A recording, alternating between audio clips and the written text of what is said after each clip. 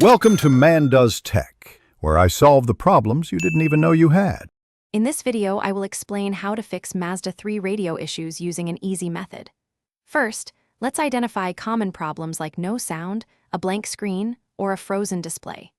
Before diving into complex steps, ensure your car's ignition is fully on, not just in accessory mode. Also, double-check your volume settings and confirm the correct audio source is selected. These simple checks can often resolve minor glitches quickly and save you time. Next, we will check the fuses. Your Mazda 3 has fuse boxes typically located under the hood or beneath the dashboard.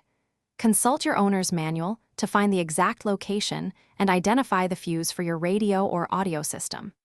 Carefully pull out the designated fuse and visually inspect it for a broken wire. If it is blown, replace it with a new fuse of the exact same amperage rating, usually a 10 or 15 amp fuse. If the fuse is fine, let's try a system reset. A common method is to disconnect the negative terminal of your car battery for about 10 minutes. This can clear many electronic glitches.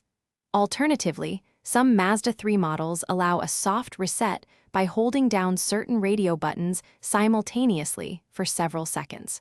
Always refer to your owner's manual for the precise button combination for your specific model. Reconnect the battery and check if the radio now functions correctly. Finally, let's quickly check the wiring.